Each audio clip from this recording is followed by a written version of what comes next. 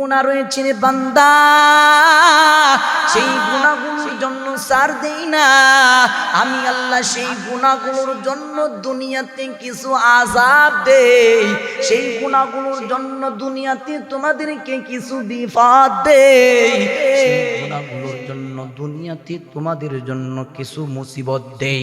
কেন দেই? লাআল্লাহুম ইয়ারজিউন। বলেন আল্লাহু আকবার।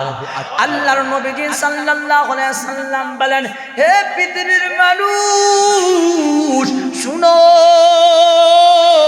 তোমরা যে গুনাহগুলো করো এই গুনাহগুলোর জন্য দুনিয়াতেও কিছু আযাব রয়েছে। এক নম্বর গুনাহ হলো দুনিয়ার জমিনে যদি কেউ ব্যভিচার করে, জিনা করে, এই ব্যভিচার আর জিনার গুনার জন্য আমি আল্লাহ পরকালে আযাব রেখেছি। কিন্তু এইগুলোর জন্য আমি আল্লাহ দুনিয়াতেও আযাব রেখেছি। কি আযাব রেখেছি? বিশ্ব নবীজি বলেন, হে উম্মত, ব্যভিচার যদি তোমরা করো, জিনা তোমরা করো, তাহলে শুনে রাখো আল্লাহর পক্ষ থেকে তোমাদের উপর মহামারী রূপ আমাদের উপর আক্রমণ করবে। আলহামদুলিল্লাহিল্লাযী জাআলাশ শামসা ওয়াল কমারা বিহুসবান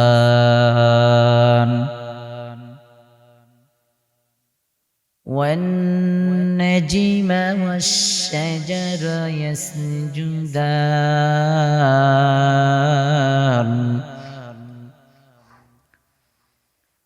وفضل زمانا على زمان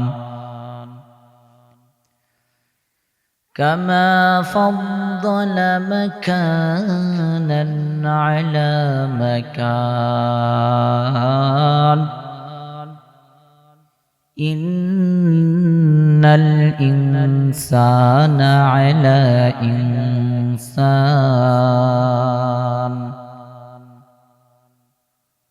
ونشهد أن لا إله إلا الله وحده لا شريك له ونشهد أن محمدا عبده ورسوله أما بعد فأعوذ بالله من الشيطان الرجيم بسم الله الرحمن الرحيم ظهر الفساد في البر والبحر بما كسبت أيدي الناس ليذيقهم بعد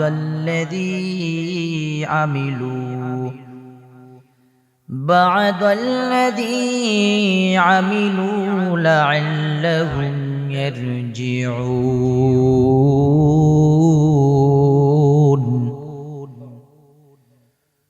وقال النبي صلى الله عليه وسلم من سلم المسلمون من لسانه ويده أو كما قال عليه الصلاة والسلام. قولوا اللهم صل على محمد وعلى آل محمد كما صليت على إبراهيم وعلى آل إبراهيم إنك حميد مجيد. اللهم بارك على محمد وعلى آل محمد كما باركت على إبراهيم وعلى آل إبراهيم إنك حميد مجيد بلغ العلا بكماله كشف الدجى بجماله حسنت جميع خصاله صلوا عليه وآله শুধু জুদাস রহমাতাল লিল আলামিন মসজিদে ও সুধমারু জমিন বালাগাল উলা বিকামালিহি কাশফাত তুজা বিজামালিহি হাসনাত জামিউ خصاله صلوا عليه وآله الحمد لله الحمد لله আল্লাহ তাবারাকা ওয়া তাআলার দরবারে অসংখ্য অগণিত শুকর যে রব্বে কারীম রব্বুল আলামিন আমাদেরকে মেহেরবানি করে দয়া করে মালিকের মহা হুকুম পালনের লক্ষ্যে উদ্দেশ্যে আল্লাহ পাক রব্বুল আলামিন আমাদেরকে আল্লাহ তাবারাকা ওয়া তাআলার ঘর মসজিদে এসে বসে কোরআনের কথা বলা কোরআনের কথা শ্রবণ করার মতন বড় এক নিয়ামত দান করেছেন বিদায় অন্তরের অন্তঃস্থল থেকে সকলে মালিকের কৃতজ্ঞতা আদায় করে একবার শুকরিয়া আদায় করে বলি আলহামদুলিল্লাহ। আল্লাহ রাব্বুল আলামিন বলেন যারা কোরআনী মজমায় জমা হয়, যারা কোরআনের সোহবতে থাকে, কোরআনী আলোচনা শোনার জন্য একত্রিত হয়, এরা হলো কোরআনের প্রতিবেশী। বলেন না সুবহানাল্লাহ। আর প্রতিবেশী যদি ভালো হয় তো আরেক প্রতিবেশী ভালো হয়ে যায়। কি বলেন? কারণ আপনার সঙ্গী যদি ভালো হয় তাহলে আপনিও কি হয়ে যাবেন? কারণ কবি তো এই জন্য বলেছেন, ইয়ারে বদআ রে তোরা সঙ্গে জাহিম ইয়ারে নিকো গিরে তায়াবিনাইম। কবি কি বলেছেন? যে তুমি যদি ভালো সঙ্গীর সঙ্গে হও তো ওই ভালো সঙ্গীটা তোমাকে জান্নাতে নাইমে নিয়ে যাবে, আর যদি তুমি খারাপ সঙ্গের সঙ্গে হও তো ওই খারাপ সঙ্গীটা তোমাকে জাহান্নামে নিয়ে যাবে। বলেন না নাউজুবিল্লাহ। তাহলে আমরা যদি কোরআনের প্রতিবেশী হই তাহলে কোরআন আমাদেরকে কোন জায়গায় নিয়ে যাবেন বলেন তো? বলেন আওয়াজ দিয়া বলেন, জান্নাতে নিয়ে যাবে। আর কোরআনের স্পর্শে, কোরআনের সোহবতে যেই সমস্ত মানুষগুলো থাকবে, এই সমস্ত মানুষের অন্তরে যে কালো দাগ, কালো রেখা, অন্ধকার রয়েছে, ওই কালো দাগ, কালো রেখা, অন্ধকার গুলো দূর করে কোরআনটা ওই দিলটাকে আলোকিত করে দিবে। বলেন না সুবহানাল্লাহ। তো আমাকে আপনাকে কোরআনের সোহবতে থাকতে হবে, থাকার চেষ্টা করতে হবে। যাই হোক, আল্লাহ রাব্বুল আলামিন আমাদেরকে কোরআনী মজমায় বসার তৌফিক দান করেছেন। বিদায় মালিকের দরবারে আবারও কালিমাতু শুকরিয়া আদায় করি আলহামদুলিল্লাহ। আমি ভূমিকাবিহীন, ভূমিকা ছাড়াই আপনাদের মাঝে সংক্ষিপ্ত কিছু আলোচনা করব। আমি আপনাদের মাঝে পবিত্র কালামুল্লাহ এর 30 নম্বর সূরা সূরা রুম এর 41 নম্বর আয়াতে কারিমা তেলাওয়াত করেছি। বিশ্বনবী জনাবে মুহাম্মদুর রাসূলুল্লাহ বলেন সাল্লাল্লাহু আলাইহি ওয়াসাল্লামের অসংখ্য অগণিত হাদিসের মাঝখান থেকে একটা হাদিসের টুকরা আমি আপনাদের সামনে পেশ করেছি। আল্লাহ তাবারকা ওয়া তাআলা যদি আমাকে তৌফিক দান করেন আর আপনাদের দোয়া যদি আমার হালে শামিল হয়, তো আয়াতে কারিমার হাদিসকে সামনে রেখে অতি সংক্ষিপ্ত আকারে কিছু কথা বলার চেষ্টা করব। ওয়ামা তৌফিক ইল্লা বিল্লাহ। এখন আমি আপনাদের মাঝে যে সূরাটার একটা আয়াতে কারিমা তেলাওয়াত করলাম, এই আয়াতে কারিমার তরজমাটা আমরা আগে জেনে নেই। আল্লাহ বলেন আল্লাহর কোরআনুল কারীমের ভিতরে, যাহারাল ফাসাদু ফিল বাররি ওয়াল বাহরি বিমা কাসাবাত আইদিন নাস।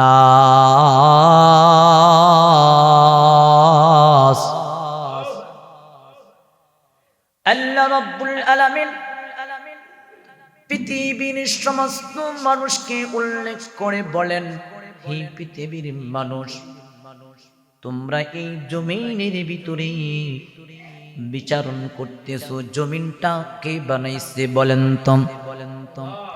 জোরে বলেন, আওয়াজ দিয়া বলেন।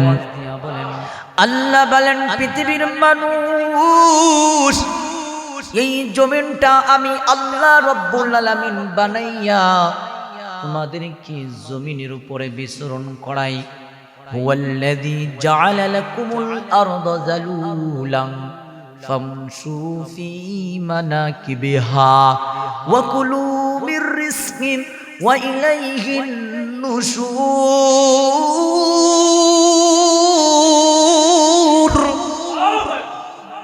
আমার আল্লাহ রাব্বুল আলামিন বলেন, আমি এই জমিনটা তোমাদের জন্য বানাইয়া দিছি। এই জমিনটা তোমাদের জন্য বিছানা, জমিনের উপরে দিয়া তোমরা চলাফেরা করো, কিন্তু জমিনটা কোনোদিন প্রতিবাদ করে না। জমিনের ভিতরে তোমরা কোদাল দিয়া গর্ত করো, এক জায়গায় গর্ত করো, আর এক জায়গায় ভরো, কিন্তু জমিন কোনোদিন তোমাদেরকে বাধা দেয়, কোনোদিন বাধা দেয় না।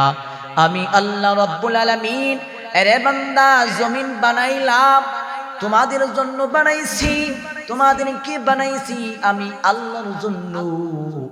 ও পৃথিবীর মানুষ শুনো, কিন্তু এই তোমাদের মাঝে মাঝে আমি আল্লাহ পরীক্ষা স্বরূপ তোমাদের কাছে কিছু আমি আল্লাহর পক্ষ থেকে আযাব পাঠাইয়া দেই।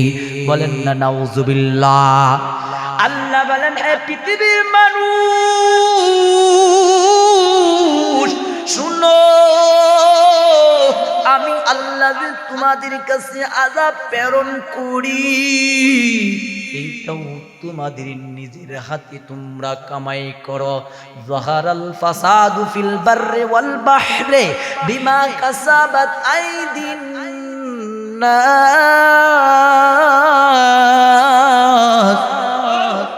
আল্লাহ রাব্বুল আলামিন বলেন, জমিনের জলে ও স্থলে যত রকমের বিপর্যয় দেখো, যত রকমের মুসিবত দেখো, যত রকমের আযাব দেখো রে বান্দা, এইগুলো তোমরা নিজেদের হাতে নিজেরা কামাই করো। লিযিকুহুম বা'দাল্লাযী আমিলু লাআল্লাহুম ইয়ারজিউন। আমি আল্লাহ তাআলা তোমাদের কৃত কর্মের স্বাদ ফলাফল কিছু ভোগ করাই, যাতে তোমরা লাআল্লাহুম ইয়ারজিউন, আমি আল্লাহর দিকে, আমি আল্লাহর পথে, হেদায়েতের পথে, সঠিক পথে, সিরাতুল মুস্তাকিমের প্রতি তোমরা ফিরে আসো। এখন বলা হলো জমিনের মাঝে আল্লাহ বান্দার উপর জলে স্থলে আযাব দেয়, কি কারণে দেয়? ও পৃথিবীর মানুষ, বান্দা যখন গুনাহ করে, বিশ্ব নবী সাইয়্যিদুল মুরসালিন খাতামুন নবিয়্যিন মুহাম্মদ মুস্তাফা আহমদ মুস্তাফা সাল্লাল্লাহু আলাইহি ওয়াসাল্লাম বলেন, পৃথিবীর মানুষ শুনো, আল্লাহ রাব্বুল আলামিন তোমাদেরকে ছাড় দেয়, ছাইরা দেয় না।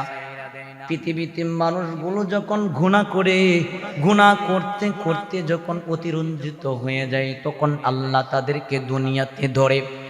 আল্লাহর নবীজি সাল্লাল্লাহু আলাইহি সাল্লাম বলেন, এমন কিছু গুনাহ আছে যেই গুনাহগুলো হাত দিয়া করো, যেই গুনাহগুলো জবান দিয়া করো, যেই গুনাহগুলো চক্ষু দিয়া করো, যে গুনাহগুলো তোমার কর্ণ দিয়া করো, কিন্তু আমি আল্লাহ রাব্বুল আলামিন তোমাদেরকে এই গুনাহগুলোর জন্য ধরি না। কিন্তু কিছু কিছু গুনাহ রয়েছে রে বান্দা, সেই গুনাহগুলোর জন্য ছাড় দেই না।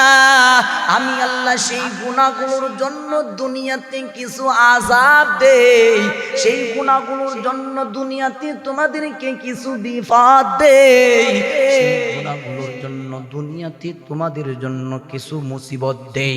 কেন দেই? লাআল্লাহুম ইয়ারজিউন। বলেন আল্লাহু আকবার।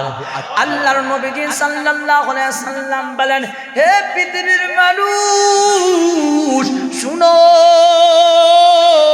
তোমরা যেই গুনাহগুলো করো, এই গুনাহগুলোর জন্য দুনিয়াতেও কিছু আযাব রয়েছে।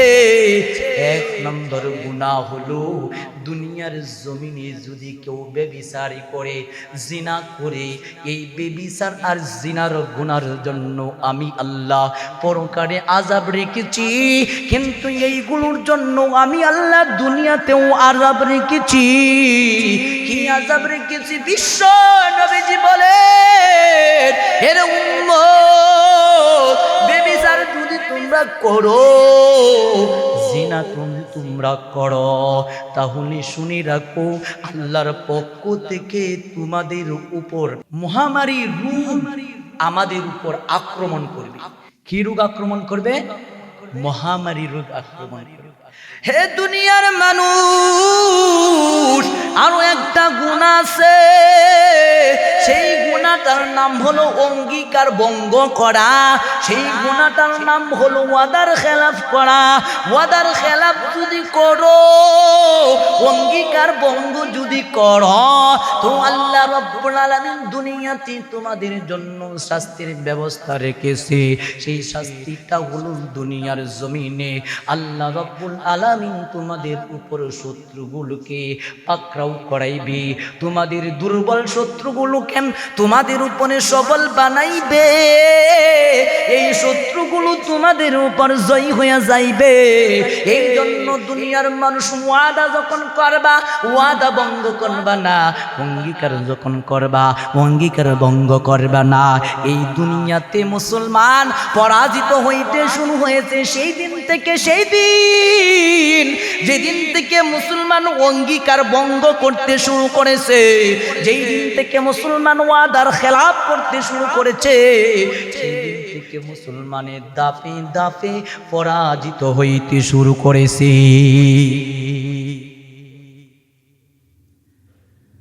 আল্লাহর নবী সাল্লাল্লাহু আলাইহি সাল্লাম বলেন, হে পৃথিবীর মানুষ, তোমরা যখন বিচার কায়েম করবা, বিচার গুলো করার ক্ষেত্রে যখন আল্লাহর আইনের বাইরে গিয়া বিচার কায়েম করবা, তখন আল্লাহ রাব্বুল আলামিন এই কারণে তোমাদের দেশের ভিতরে অভাব ও অনটনা দিয়া দিবে। এর কারণে তোমাদেরকে পেরেশানির ভিতরে আল্লাহ তাআলা ফেলাইয়া দিবে। এরে দুনিয়ার মানুষ, ওজনে কম দেওয়া যাবে না। ওজনে কমের কারণে আল্লাহ আযাব দেয়, অঙ্গীকার ভঙ্গের কারণে আল্লাহ দুনিয়াতে আযাব দেয়, বেবিচার জিনা করার কারণেও আল্লাহ দুনিয়াতে আযাব দেয়। আল্লাহর আইনের বাইরে নিজের ব্যক্তিগত আইনে বিচার করলেও আল্লাহ দুনিয়াতে জান্নাতে আযাব দেয়। আযাব দিয়ে আল্লাহ বলে কি, যহারাল ফাসাদু ফিল বাররি ওয়াল বাহরি বিমা কাসাবাত আইদিন নাস।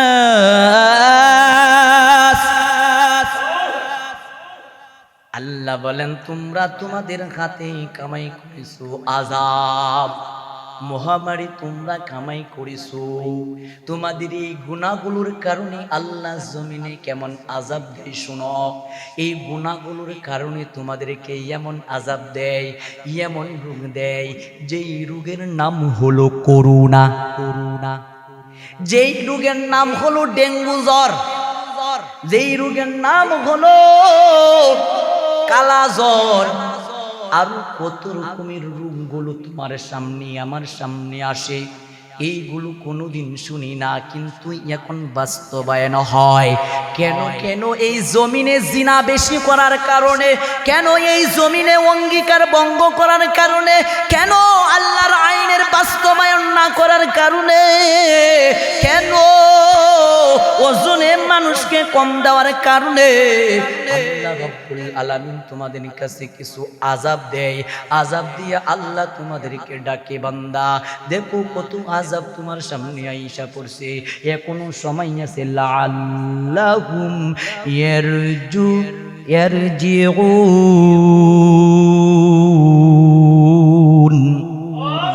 এখনো সময় আছে, আমার দিকে ফিরে এসো। আল্লাহ বাস্তবে মানুষকে বিপদের সম্মুখীন কইরা আল্লাহর দিকে ডাকে, আবার স্বপ্নে যুগেও কিছু মানুষকে আল্লাহ তাকে বিপদের সম্মুখীন কইরা আল্লাহর দিকে ডাকে। রে বান্দা এখনো সময় আছে, আমার দিকে ফিরে আ, এখনো তওবার দরজা খোলা আছে, তওবা করে নে। আমি আল্লাহ তোরে আমার রহমতের কুলে টান দিয়া নিমো, বলেন সুবহানাল্লাহ। হে দেলুটিয়ার যুবক, হে বিদ্যুৎ বাবা, দিলের কান লাগায়া কথাগুলো শুনবেন। আল্লাহ বারবার বারবার বারবার আপনাকে আমাকে সতর্ক করে, সতর্কটা আমারে বিপদ দিয়া করে। দেখবেন কিছু মানুষের ক্যান্সার নামক রোগ হয়ে গেছে, ওই ক্যান্সার থেকে যখন অনেক ডাক্তারের কাছে যাই সুস্থ হয় না, তখন তার দিনের প্রতি আসক্ত হয়ে যায়। তখন দিলটারে বোঝাই, হেরে দিল কয়দিন আর তুই বাঁচবে, মালিক যদি আমার ক্যান্সার থেকে তুমি হেফাজত করো, এই রোগ থেকে তুমি আমারে ভালো করো, আল্লাহ আজকে তেইকা নামাজ পড়বো, বলে কিনা বলেন? করোনা নামক রোগে আক্রান্ত হইয়া বলে, আল্লাহ তুমি যদি এই রোগ থেকে আমাকে সুস্থ করো, আল্লাহ তোমার রাস্তায় আমার জমিগুলো দান করে দেবো, বলেন না সুবহানাল্লাহ। দান করে কিনা বলেন? করে কিনা বলেন? মানুষগুলো যখন বড় রোগে আক্রান্ত হয়ে যায়, তখন কিছু কিছু মানুষের দিলটা খুলে যায়, তখন রোগ থেকে সুস্থ হয়ে নামাজি হয়ে যায়, হাজী সাহেব হয়ে যায়, পাগড়িওয়ালা হয়ে যায়, তাবলীগওয়ালা হয়ে যায়। আল্লাহ বলে তুমি নামাজি ওয়ালা হওয়ার জন্যই তো অসুস্থ দিলাম, তুমি হাজী হওয়ার জন্যই তো আমি তোমারে বিপদ দিলাম। এইটা আল্লাহ সরাসরি দেয়। আর কিছু কিছু আছে আল্লাহ স্বপ্নে দেখায়। কেমন করে? একটা সংক্ষিপ্ত ঘটনা